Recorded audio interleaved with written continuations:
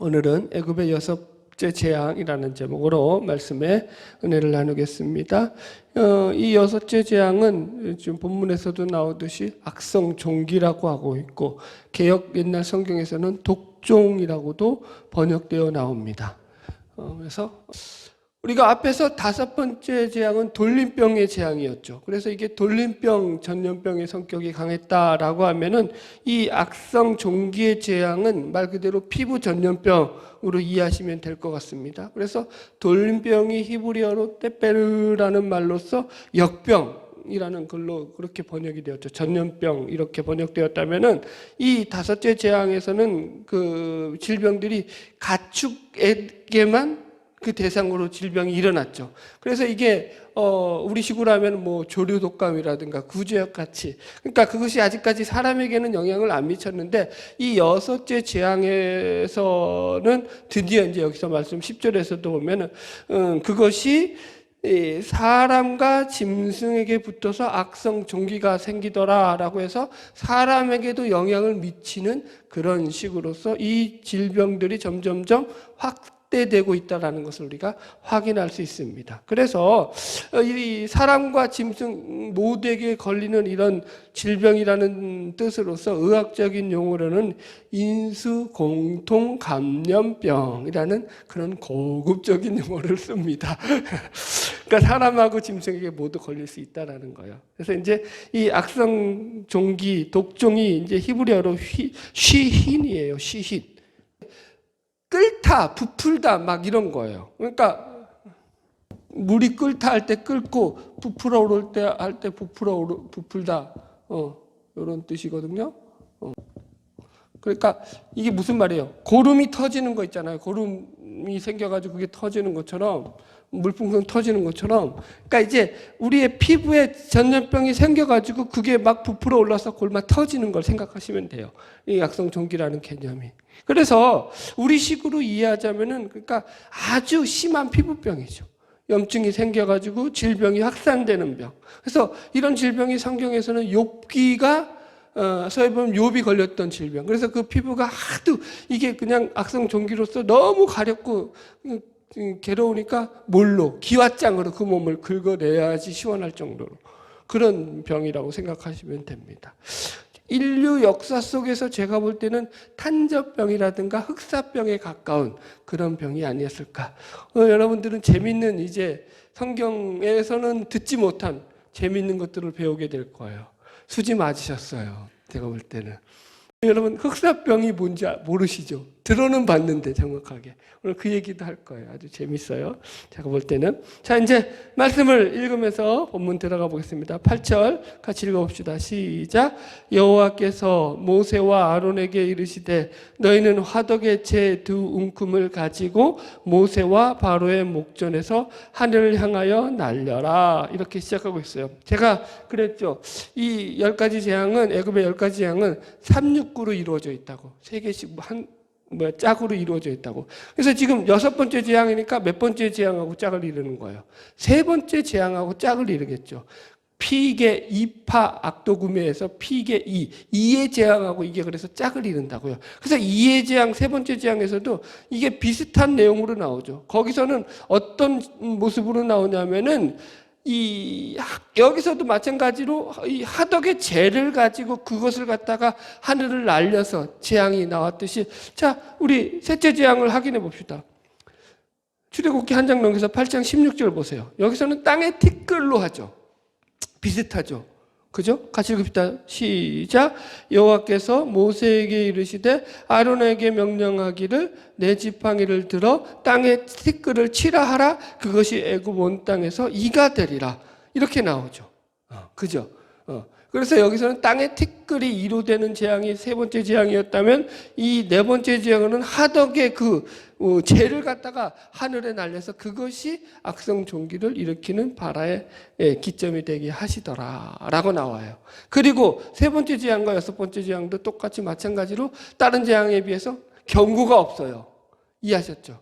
바로에게 어떤 경고 없이 바로 지금 이 재앙이 이루어지고 있더라라는 거예요. 자, 그러면, 자, 여기서 이제 화덕의 재가 이 질병의 원인으로 지금 등장하잖아요.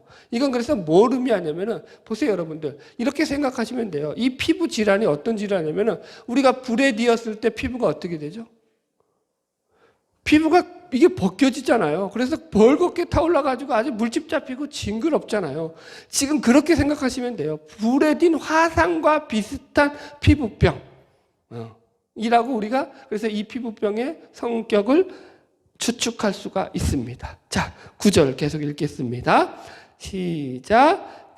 제가 애굽 온 땅에 티끌이 되어 애굽 온 땅의 사람과 짐승에게 붙어서 악성 종기가 생기더라. 그죠? 그래서 이것이 이제는 어디까지 연결되어 있다고요? 사람에게까지. 짐승에게뿐만 아니라. 그죠? 네. 자, 그래서 이 6번째 나오는 이 악성 종기의 재앙은 계시록과 연결해 보면은 계시록의 7 대접 재앙 가운데 첫 번째 대접 재앙으로서 이 재앙이 나온 것과 비슷해요. 제가 찾지 않고 읽어 드릴게요. 계시록 16장 1절고 2절이에요. 잘 들으세요. 또 내가 들으니 성전에서 큰 음성이 나서 7 천사에게 말하되 너희는 가서 하나님의 진노의 7 대접을 땅에 쏟으라 하더라. 첫째 천사가 가서 그 대접을 땅에 쏟음에 짐승의 표를 받은 사람들과 그 우상에게 경배하는 자들에게 악하고 독한 종기가 나더라. 이렇게 나온다고요. 그죠? 이게 재밌어요. 그래서 악하고 독한 종기. 이거는 이제 헬라어로는 헬코스라는 건데 구약에 지금 말하고 있는 쉰하고 비슷하다고 생각하면 돼요. 엄청난 전염성이 강한 피부 질환병이라고 생각하시면 돼요. 자, 보세요. 그래서 이 지금 재앙들이 상징하는 것은 1차적으로는 이 악성 종기가 극심한 피부 질환을 일으키는 것처럼 이 하나님을 외면하는 자들에게 당하는 물리적이고 생리적인 고통을 가리키는 것과 더불어서 2차적으로는 이 물리적인 고통 이상으로 하나님 없는 자가 받는 혼란과 무질서로부터 오는 고통을 이 재앙이 상징하고 있다라는 거예요. 자, 이제 재미있는 얘기 한번 시작해 봅시다. 이 재앙이 성경에서 크게 2군데가 샘플로 나오죠. 구약과 신약에서 각각 하나인데 구약에서는 이게 어디서 나오면 사무엘서에 보면은 블레셋과 이스라엘 백성들이 전쟁을 하다가 엘리 제사장 시절에 언약궤를 블레셋에게 대패를 하고 언약궤를 블레셋에게 뺏게 되잖아요. 그죠? 그래서 언약궤가 블레셋에 넘어가면서 이 블레셋에서 다곤 신전에다가 이 언약궤를 갖다 놨단 말이에요. 그러니까 그 다음날 이 블레셋 사람들이 들어보니까 다곤 신당에 있는 그 다곤 신전이, 그죠? 신상이 언약궤 앞에서 박살나 있더라는 거예요. 그러니까 이게 깨림칙하잖아요. 그죠? 그래가지고 이걸 갖다가 어떻게 할까 생각하고 있는데 이 언약궤를 다시 그래서 어디로 옮기냐면은 가드로 옮겨요. 가드라는 지역으로 이 언약궤를 옮기게 됐는데 거기에 옮겨놨더니 이번에는 그 가드 지역에 역병이 돌죠. 오늘 본문에서는 악한 종기가 돌아요. 여기 독종이라고 나와요. 거기서는 독한 종기라고 나와요. 성경에서는 똑같은 질병이에요. 그래서 블레셋이 난리가 난 거예요. 그래서 결국은 이 언약궤를 갖다가 자기 나라에 두지 못하고 다시 유대 땅 성읍 중에 하나인 벳세메스로 돌려보내죠. 그러면서 여러분 퀴즈예요. 벳세메스로 돌려보낼 때 이때 이 언약궤와 함께 수레에 작은 상자 안에 실었던 이들이 함께 딸려 보냈던 물건들이 있어요. 금으로 만든 거예요. 뭘까요, 그게?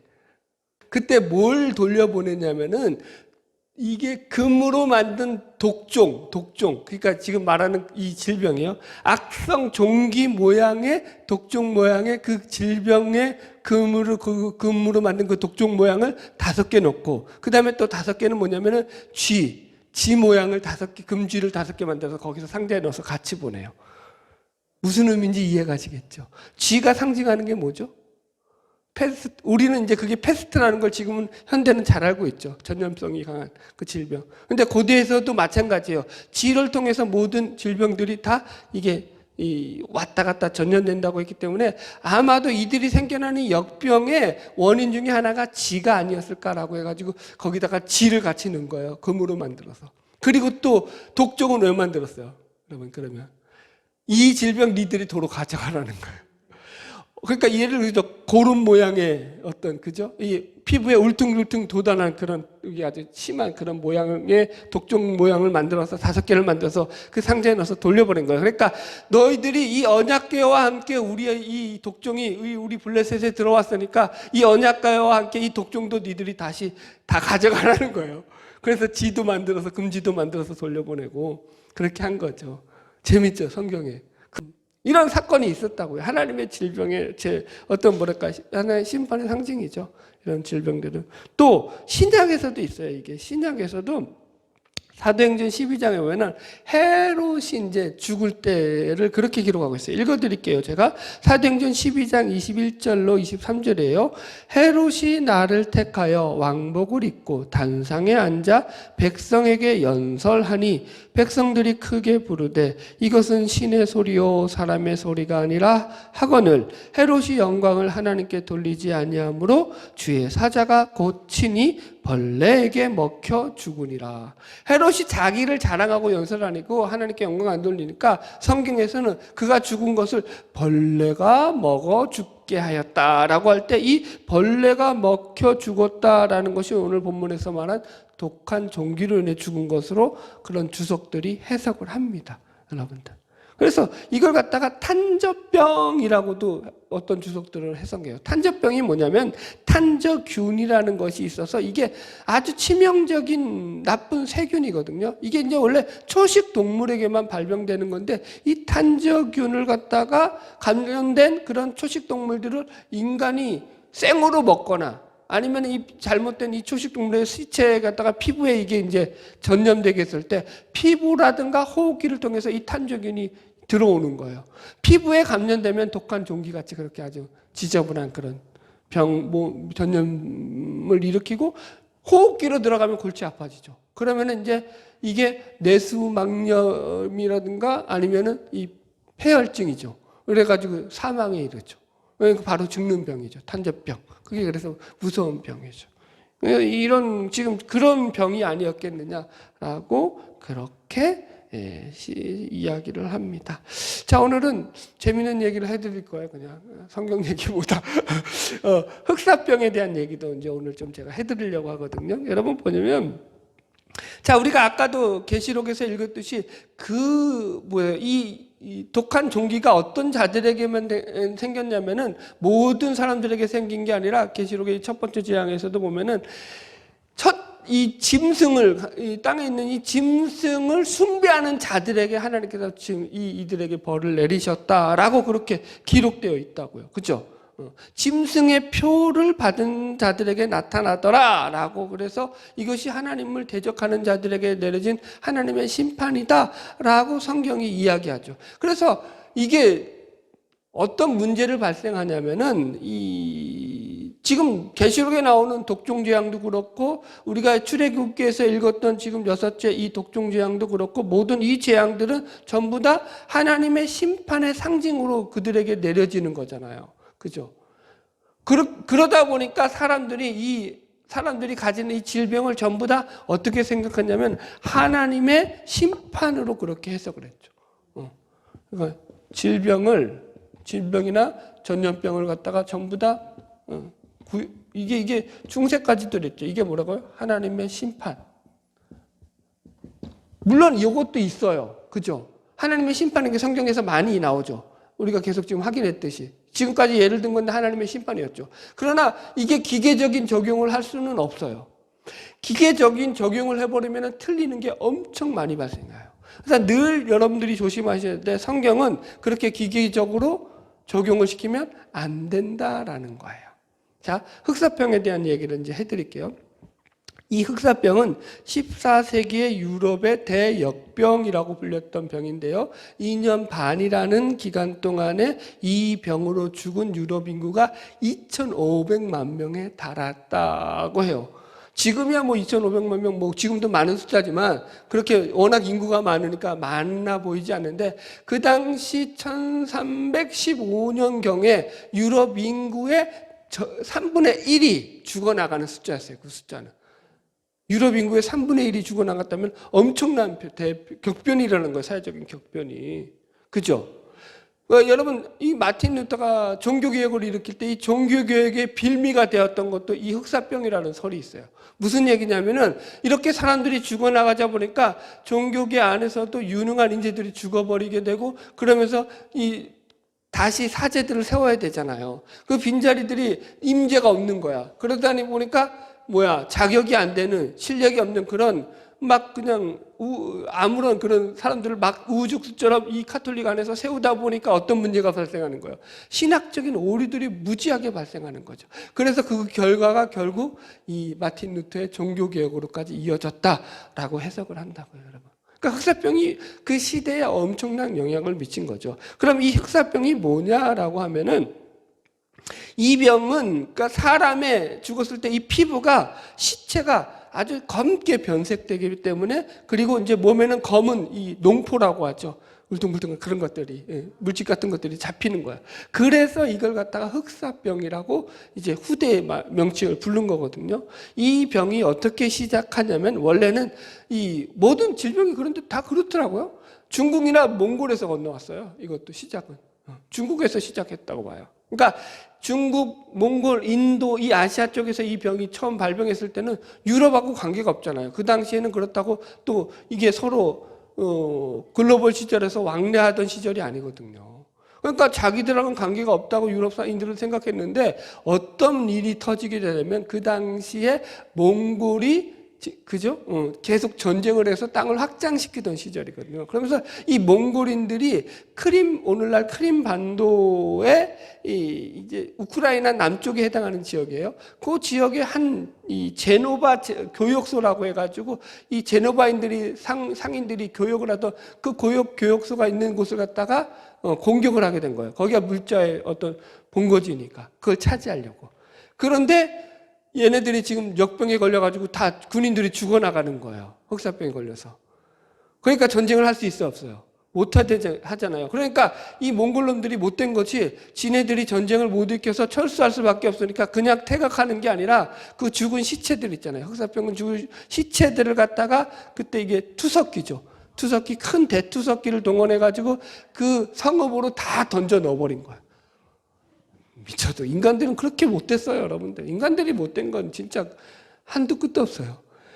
아니나 다를까 그 시체들이 날라 들어옴으로 인해서 그 성 전체가 이제 흑사병으로 전염되면서 그때부터 이제 이 병이 그 제네바 교역소를 시작해가지고 병이 옮아지게 되는데 이게 왜 유럽으로 전파했냐면 그러다 보니까 이 제네바 상인들이 급하게 이제 자기 도시로 이제 다시 철수해 가는 거예요. 철수하면서 배를 타고 이제 이태리 항구로 들어가는 거예요. 이태리 항구로 들어가는데 그 안에 병에 걸린 세균에 감염됐는데 그게 이제 발병이 늦을 수 있잖아요. 그러면서 그 배 안에서 그 죽은 환자들이 막 발병돼 나가는 거야. 그러면 이것들을 버렸어야 되잖아요. 근데 이것들을 그대로 내버려둔 거예요. 그리고 이 배가 로마에 그 이태리에 정착하는 순간 그때부터 이제 로마에 확 퍼지기 시작하는 거죠. 그러면서 이제 유럽으로 이 병들이 점점점 옮겨지기 시작합니다. 문제는 이 병에 대한 유럽인들의 대처에 관한 부분이에요. 그 당시에는 치료 도구가 아무것도 없었죠. 그리고 병의 원인도 모르죠. 심지어 이 흑사병 초기에는 병의 원인을 뭘로 잡았냐면은 고양이와 개들로부터 옮겨진 병이라고 해가지고 그 당시에 고양이들과 개들을 다 잡아 죽였어요. 그러니까 고양이를 죽이고 나니까 천적이 없어져 버렸잖아요. 뭐가 활개를 치죠? 쥐들이 활개를 치죠. 그러니까 패스트랑 같이 겹쳐가지고 더 전염에 확산을 일으키게 됐습니다. 여러분, 그러니까 그렇게 무지하던 시절이라는 거예요. 문제는 이게 사람들만 무지한 게 아니라 성경을 그 당시에 해석하고 성경적인 적용을 해야 될 이 중세 가톨릭의 무지가 이 병을 더 확산시키는 큰 역할을 감당했다는 거예요. 그 시대까지 지금 성경을 어떻게 해석했냐면 질병이나 이런 전염병은 곧 뭘로 해석했다고요? 하나님의 심판이다라고 기계적인 해석을 했다고요. 이게 그래서 무조건 하나님의 심판으로 해석을 하다 보니까 아주 큰 오류가 생기게 되죠. 어떤 오류가 생기게 되냐면은 이 질병에 걸렸을 때 누구 하나 이 질병에 대해서 대항할 생각을 갖지 못했다라는 거예요. 왜요? 하나님께서 내리는 심판의 징계인데 여기에 누가 감히 대항할 수 있겠느냐? 사실 뭐 대항한다고 치료제도 없고 약도 없으니까. 그러니까 그걸 갖다가 이제 받아들인 거예요. 그러면서 이 질병에 대해서 대부분 사람들이 체념하는 마음을 가지면서 이럴 때 신앙인들이 그때는 거의 다 기독교인이잖아요. 유럽인들이 천주교인들이잖아요. 카톨릭 신자들이잖아요. 이 사람들이 어떤 생각을 품게 되면은 야 그래 나는 죽으면 내가 이제 어떻게 할 방법이 없으니까 나는 죽어. 그러네 죽기는 죽더라도 내가 사죄의 은총을 입어야겠다.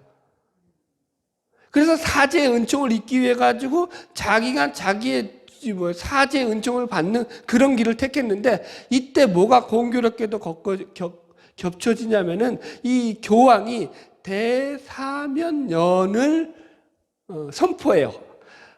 혀가 짧아가지고 말이 참 이상해요. 욕 아니에요.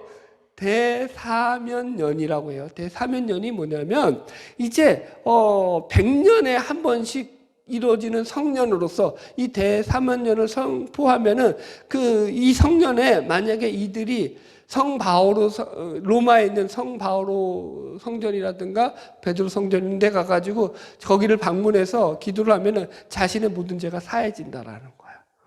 아주 재밌죠. 그러니까 이 사람들에게는 이게 뭐예요? 아주 희소식이죠. 그런데 그때 교황이 무슨 100년까지 기다리냐? 자기의 업적을 드러내기 위해서 50년밖에 안 됐는데 대사면연이 지난 지 50년밖에 안 됐는데 또 한 번 선포해버린 거예요. 그러니까 이때가 기회다라고 해가지고 어차피 죽을 많은 그런 카톨릭 신자들이 병에 걸린 신자들이 어디로 몰려들었어요? 로마로 그냥 바오로 성당으로 다 몰려드는 거예요. 이때 100만이 몰려드는 거예요. 그 질병자들이 그렇게 몰려들었으니 거기서 확산이 되겠어요? 안 되겠어요? 폭발적으로 늘어났죠. 그래서 종교가 이 흑사병을 확장시키는데 아주 혁혁한 공을 세웠죠. 여러분들. 뭐 때문에 그랬다고요? 종교적 무지, 성경적 무지 때문에, 성경을 기계적으로 해석하는 이 오류 때문에 여러분 그래서 엄청난 이런 일들이 벌어졌다고요. 이 흑사병과 종교가 그래서 무관하지 않다고요. 여러분 이때 참으로 종교적으로 별의별 기괴한 모임들이 많이 만들어졌는데 그 중에 하나가 뭐냐면은 채찍질 고문단이에요. 채찍질 고행단. 발음을 못해서. 채찍질 고행단. 그러니까 자기 몸을 자해를 하는 거예요. 채찍질로. 왜 그러냐면은 이 병이 하나님의 질병, 심판으로 내려진 전염병이고 질병이기 때문에 자기 스스로 자기의 죄를 갖다가 참여하는 것을 그것으로 하나님의 진노를 가라앉히게 하는 목적으로 자기 스스로 몸에 자해를 했다고요. 그래서 채찍질을 해서 채찍질 고행단. 그런데 이때 이 고행단이 가장 수행자가 많았던 때는 약 80만 명까지 여기에 동참을 했다고요. 그러니까 얼마나 여러분 신앙적인 무지가 있냐고요. 우리도 이 식으로 하자면 코로나 걸렸으니까 우리도 다 이 고행단을 만들어가지고 지금 채찍질 해야 돼. 여러분들. 자, 보세요. 인간이 이렇게 성경에 무지할 때 우리는 얼마든지 스스로 자멸의 길을 걸을 수 있다는 게 역사가 증명하고 있습니다. 제가 왜 흑사병 예를 들었느냐 하면은 하나님을 여러분 제대로 알지 못하면 이 종교적 무지, 성경적 무지가 얼마든지 더 인간에게 큰 해를 끼치고 잘못된 길로 이끌어갈 수 있다라는 그런 케이스가 되기 때문인 거예요. 여러분 인간의 어리석음이죠. 하나님을 온전히 알지 못하고 하나님의 말씀을 올바르게 깨닫지 못할 때 이 전염병 입고로 하나님의 심판이다라는 이런 기계적으로 단순한 적용밖에 못하다 보니까 이런 엄청난 무지로 인해 가지고 더 크고 많은 고통을 유발하게 되더라는 거예요. 여러분. 물론 지금 본문에서 다루고 있는 애굽에 내려지는 질병이라든가 계시록에 나오는 이런 질병들은 하나님의 심판으로 내려지는 질병이죠. 그러나 전부 다 성경이 다 그걸 얘기하느냐? 그렇지 않다라는 거예요. 하나 예를 들어 볼게요. 자, 보세요. 예수님께서 이 땅에 오셔서 어떻게 하셨죠? 각종 병자들, 각종 질병 걸린 자들을 예수님께 나아올 때 그들을 긍휼히 여기셔서 그들의 병들을 치료하셔 주셨죠. 그죠? 자, 이게 여러분 보세요. 만약에 물 좀 먹고 합시다.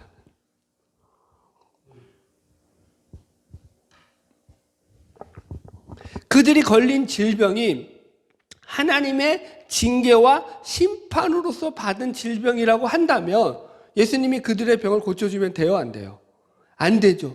왜 하나님의 심판으로 내린 병을 하나님이 그걸 또 도로 고쳐준다는 건 말이 안 되잖아요. 그죠? 그러니까 이게 지금 말이 안 돼요. 서로 그렇게 되는 것이. 자, 보세요. 하나 더 실제적인 예를 드릴게요. 여러분, 성경에서 예수님께 병을 고침받으러 나온 모든 질병에 걸린 자들, 그 환자들 가운데서 한 명이라도 예수님 앞에서 예수여 내 죄를 사하여 주시옵소서라고 먼저 자신의 죄를 고하던 사람이 있던가요? 생각해 보세요. 한 명이라도 자신의 죄 때문에 이 병에 걸렸다고 해가지고 하나님 앞에 자신의 죄를 회개하면서 이 병을 고쳐달라고 예수께 나온 자가 한 명이라도 있었냐고요, 성경에서. 그런 자는 한 명도 없다니까요. 무슨 말인지 이것도 재밌는 거예요. 이게 중요한 포인트죠. 이게 왜 중요한 포인트가 되냐면은 이 질병이 하나님의 징계요 심판으로 생겨난 병이 아니라는 증거가 되기 때문인 거예요. 보세요. 요한복음에 보면은 예수님께서 한 번은 길을 가다가 이제 날 때부터 맹인이라고 하죠. 개역성경은 소경이라고 하고. 그래서 소경된 자를 갖다가 만나시죠. 그러니까 제자들이 예수님에게 묻는다는 거예요. 뭐라고 묻죠? 예수님, 선생님, 이 사람이 맹인된 것이 저 사람 자신의 죄입니까? 아니면 그 부모의 죄 때문입니까? 라고 묻잖아요.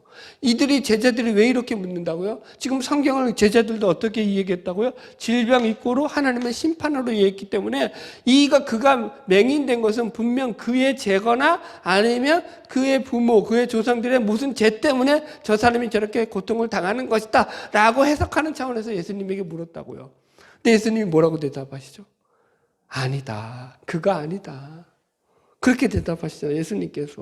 예수님께서 이게 그 죄가 아니라 하나님의 영광을 나타내기 위해서 이 사람에게 이것이 있는 것이다 라고 하죠. 그러니까 이 모든 질병이 하나님의 심판이라는 기계적인 적용을 하면 된다 안 된다.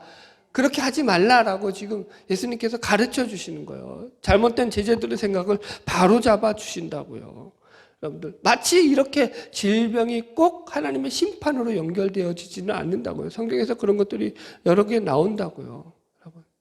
자, 보세요. 우리가 코로나 시대니까 코로나에도 적용을 해봐야죠. 요즘, 그죠? 이 코로나도 어쨌든 전염병 중에 하나니까. 이 코로나가 처음 생겨났을 때 많은 교회 목회자들이 이런 중세 어리석은 이런 기계적인 적용처럼 하나님의 심판이다 막 이렇게 크게 떠들었었던 한국교회에서도 그런 분들이 있죠. 꽤 큰 교회에서도. 그러다가 자기 교회에서도 그런 사람들이 생겨나고 코로나가 여기저기서 다 걸리니까 그 소리가 쏙 들어갔죠. 아니 어떻게 한 치 앞도 못 내다보냐고요, 여러분들. 여러분, 이 전 세계에서 코로나 바이러스로 사망한 사람들이 올해 초 통계로만 550만 명이에요. 그런데 전문가들은 이거에 한 약 4배 정도는 더 많을 거라는 거예요. 왜냐하면 이 정식적으로 보고된 것은 항상 숫자가 반의 반으로 줄거든요. 이런 것들은. 그러니까 한 2천만 명이 넘을 거라는 거예요. 실제적으로 전 세계에서. 그러면 그 2천만 명 중에서 기독교인이 있겠느냐 없겠느냐? 왜 없어요? 많죠. 그죠? 지금 이 코로나라는 전염병도 마찬가지고 흑사병도 마찬가지고 그런 병들이 가진 특징이 뭐냐면 이게 불특정 다수에게 그 대상을 가리지 않고 걸려준다고요. 그가 신자라서 안 걸리는 게 아니고 애굽의 지금 재앙과 다른 재앙이라고요. 그죠? 하나님께서 애굽에서 고센 땅을 구별하여서 재앙이 내리지 않게 했던 것과는 다르게 이 코로나라는 질병은 어느 누구나 그런 코로나 바이러스가 그 몸에 접촉이 되어서 들어오면은 걸릴 수밖에 없는 병이라는 거예요. 그러므로 이거 가지고 뭐 신앙 운운하면 돼요, 안 돼요? 안 되는 거예요. 아셨죠, 여러분들? 네. 그러니까 기본적인 상식은 알고 제발 좀 우리가 좀 얘기를 해야 돼요. 그런데도 너무 이런 쪽으로 너무 하나님의 심판이다, 징벌이다 이렇게 가는 건 정말로 무리수가 되는 거죠. 큰 또 오판을 내리는 거예요. 자, 보세요. 이 부분 마저 하고 넘어갈까요? 그냥 여기까지 합시다. 뭐.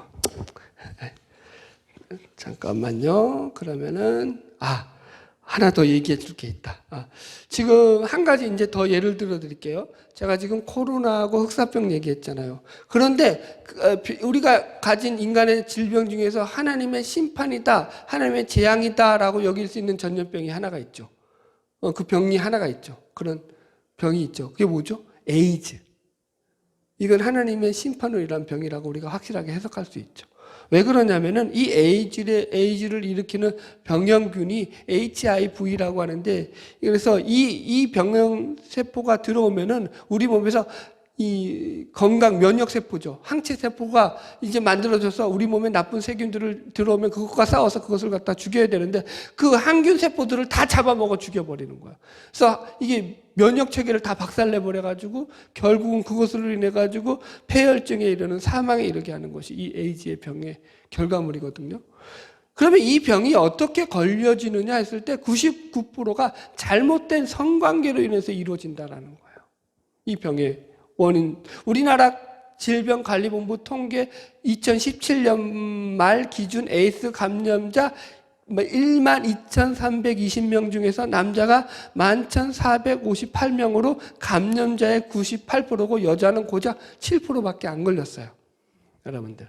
왜 그런가 하면 이게 대부분의 남성 동성애자들에게 걸리는 질병이기 때문이에요.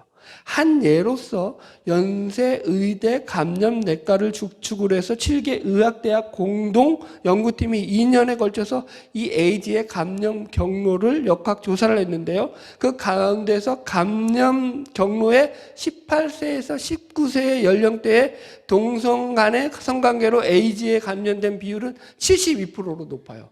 그러니까 거의 다, 그러니까 청소년기 때 얘네들은 이 동성애자로 애들은 전부 다 이 에이즈를 걸리는 거예요. 그런데 이제 20세를 넘어가서 그 비율이 75%로 확 줄어들어요. 75%로. 왜 줄어드는지 아세요? 20대가 넘어가면 그때부터는 성관계가 문란해지는 거예요. 이해하셨어요? 성관계가 문란해지다 보니까 그 감염 경로가 이게 어디서부터 왔는지가 파악이 안 된다고요. 그런데 이게 어릴수록 얘네들은 관계가 많아요, 적어요. 적다 보니까 얘가 어디로부터 누구에게 왔는지가 분명해진다고요. 그런데 딱 다 조사해 보니까 90% 이상이 전부 다 어디로 보는 거야? 동성 간의 성관계에서 오더라는 거예요. 이해하셨죠? 여러분들. 그래서 이 연구팀의 이 논문의 결론을 이렇게 내려요. 국내에서 에이즈 감염인의 주된 경로는 동성 간 성접촉임을 확인할 수 있었다. 그런데 우리나라 질병관리청에서는 이게 뭐죠? 이거 숨기려고 이성 간의 성접촉이라고 써놨죠. 그거 잘못됐다라고 보고하죠, 여기서.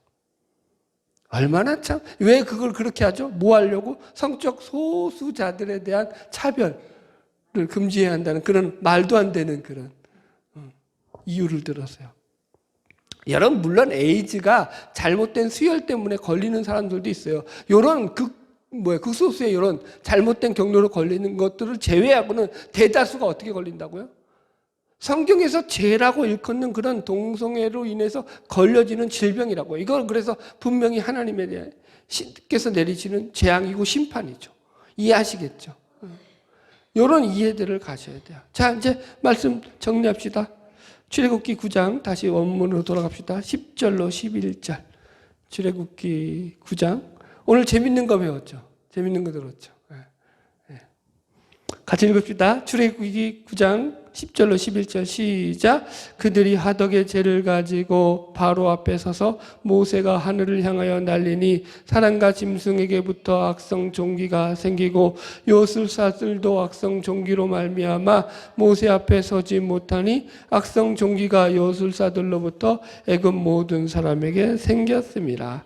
자, 재밌어요. 여기서 이 병을 어떻게 발화시키냐 하면은 지금까지 바로를 도와가지고 하나님을 대적했던 대표적인 그런 불이었던 요술사들로부터 이것이 발화하게 되죠. 여기 정확하게 보세요. 11절 읽어보세요. 요술사들도 악성 종기로 말미암아 모세 앞에 서지 못하니 악성 종기가 어디로부터? 요술사들로부터 애굽 모든 사람에게 생겼습니다. 그러니까 사람으로 발병이 옮기기 시작한 것은 그 발병의 형태가 어디로부터 나타나고요? 요술사 얘네들부터 걸리게 했다라는 거예요. 성경에서 기가 막히게. 이게 하나님이 하신 일이에요? 아니에요. 하나님이 하신 일이라는 증거죠. 지금 그 얘기하는 거예요, 여러분들. 그래서 어쨌든 지금 이 하나님께서 이런 요술사들의 이 장난질이 더 이상 일어나지 못하도록 하나님께서 여기서 막으시는 거죠. 자, 12절 읽읍시다. 시작. 그러나 여호와께서 바로의 마음을 완악하게 하셨으므로 그들의 말을 듣지 아니하였으니 여호와께서 모세에게 말씀하신가 같더라. 그래서 결국 그럼에도 불구하고 이 바로는 그 마음을 완악하게 했습니다. 결론입니다. 이 재앙은 어떤 우상에 대한 심판이냐면은 애굽의 의술의 신인 임호텝에 대한 재앙으로 그렇게 이야기합니다. 그러니까 그들이 믿는 그런 의술의 신도 그들에게 도움이 된다 안 된다. 어떤 도움을 줄 수 없다라는 것을 지금 보여주고 있는 것입니다. 그래서 여러분 이런 재앙을 통해서 우리가 확인하는 게 분명하죠. 세상에서 악인들이 계속 득세를 하는 것 같고 그들이 힘을 얻는 것 같고 모든 권력을 잡는 것 같지만 때를 따라서 하나님의 때가 되면은 하나님께서 그들도 다 심판하는 거예요. 짐승의 표를 받은 자들이 심판받는다니까요. 이해하셨죠?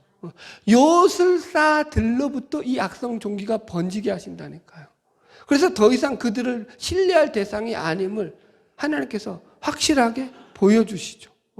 여러분들.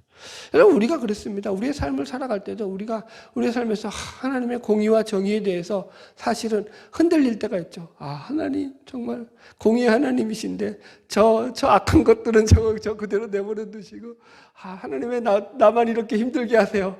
이런 마음 들 때가 있죠. 그러나 여러분 믿으세요. 하나님이 우리 가운데서 오늘도 우리를 지키시고 우리를 이끌어 가시고 우리 삶 속에서 함께 하시는 줄로 믿습니다. 기도하겠습니다.